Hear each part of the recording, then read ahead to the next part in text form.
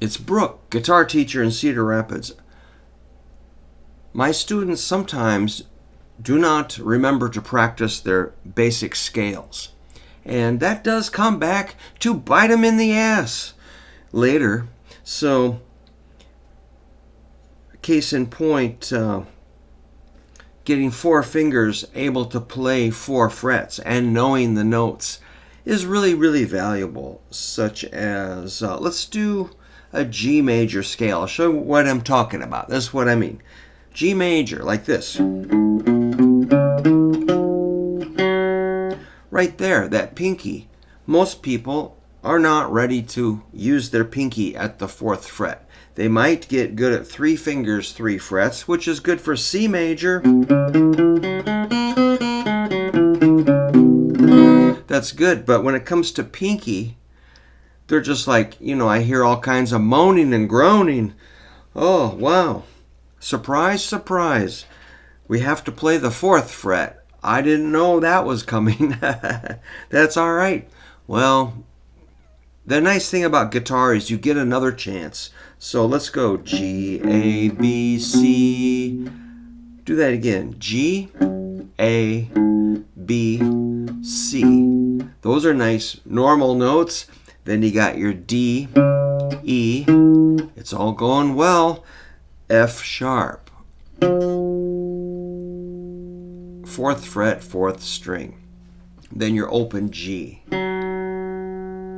So I'm just saying it's really, you only got four fingers. So most things that come up are going to need all four. So let's say that was ascending. If you descend,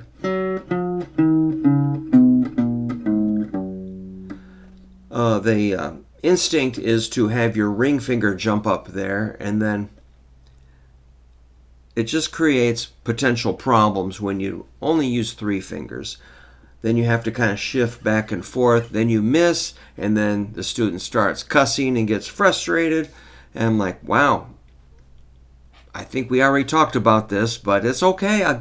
You get multiple chances. So if you start from the high part of the scale way over here, you don't even need the fourth fret there. G, F sharp, E, D, C, B, A, G. But then when you go down, of course, we're going to need that pinky.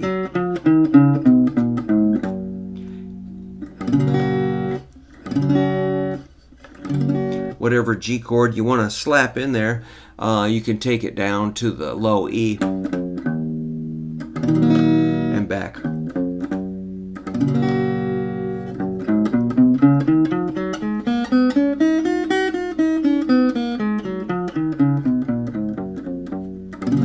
That'd be G major. A major is going to have that same sharp plus maybe a couple more. So A major would look, watch this carefully.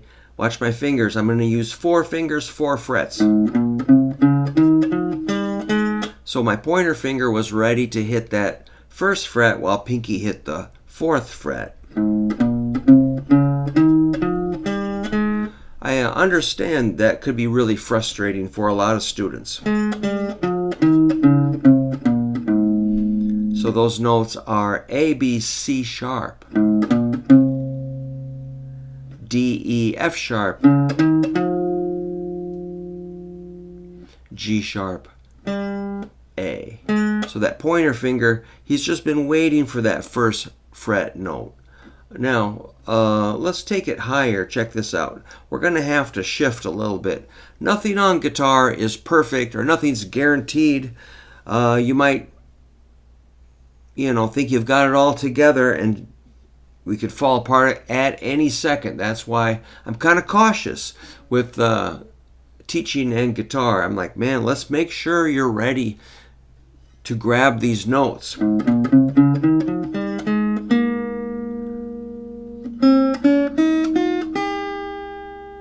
Now we've got one more fret, so here's a shift. If we go down, let's see what happens.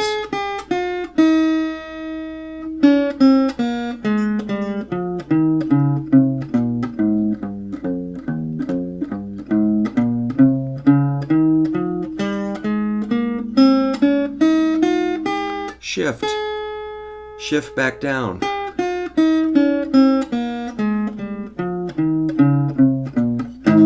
I might have hit an open B there, so B, B. Similar pitch, not identical.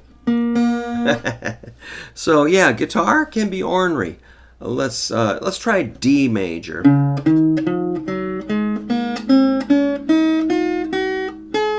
There's a nice stretch.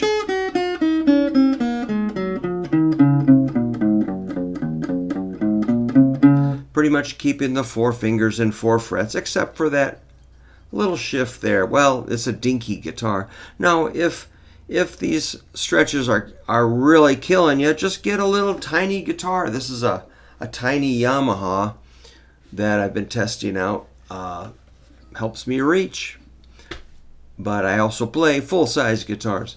Let's see. Let's do E major. Check it out.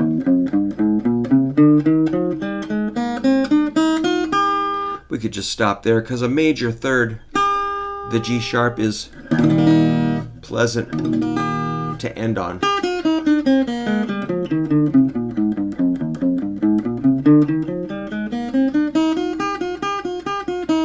So yeah, that might be a really, let me know how that is for you to go from middle to pinky. These 2 fingers, the 2nd finger and the 4th finger, have to be able to kind of coordinate.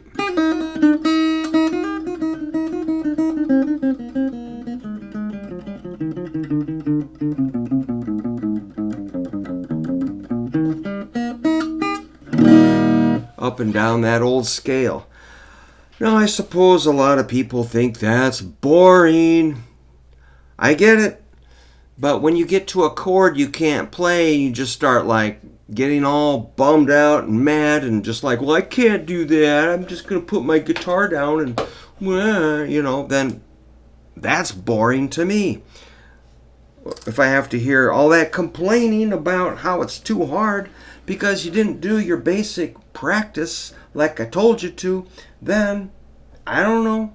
I guess I'm not sure what to do at that point. Like, well, lesson's over, man. I don't know. I want you to have success, but there's only so much I can do. After teaching for 50 years, you run into a lot of kind of like resistance or excuses. And every excuse is perfect. Every excuse makes sense. Every excuse is acceptable. I mean, who am I to argue? You don't want to do it my way, that's okay. But I just know you're going to need 4 fingers. That's all I know. And if you're like, well, I just want to use 2 fingers or 3 fingers, I just kind of like, well, I don't know what to say. It's awkward.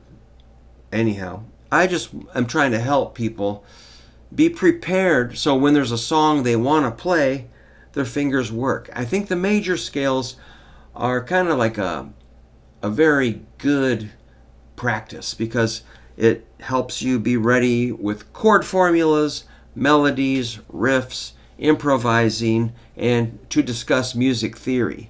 If you've got your major scales under control, you know what your 1-3-5 is, or your 1-4-5, or your 1-6-4-5, or 1-5-6-4.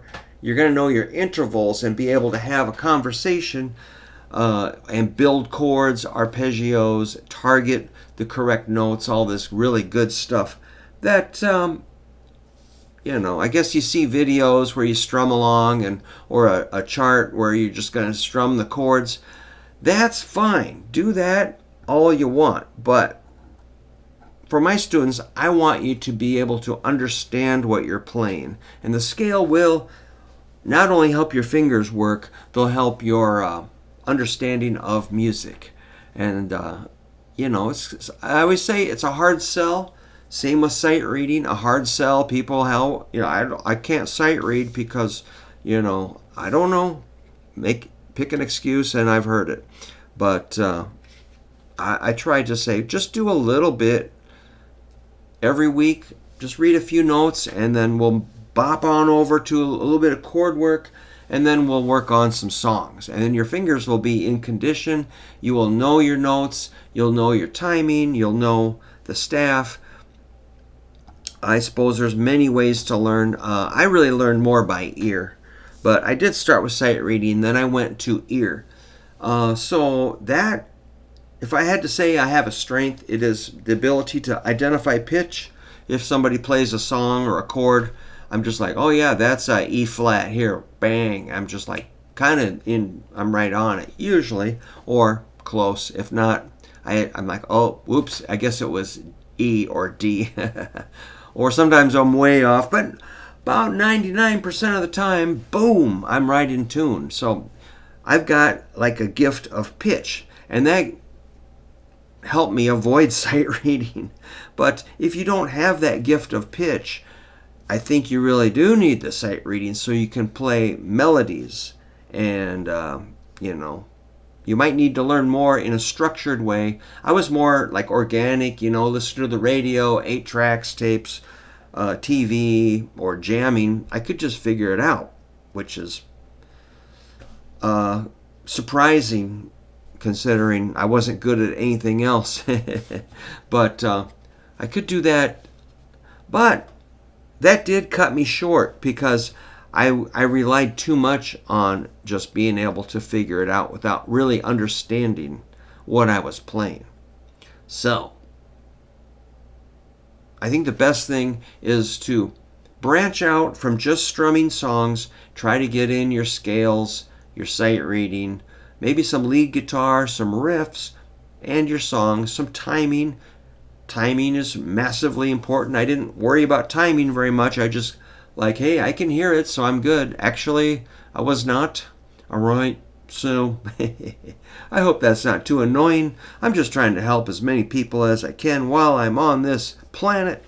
All right, good luck with basic scales, and let me know if you need any help with that. I do have a PDF I can send you with all 12 keys, all the major scales. I love it. It's really fun. All right, good luck. Keep practicing. Let me know how you're doing with your practice. This is old Brookie saying, I got to go teach some lessons right now. See you later.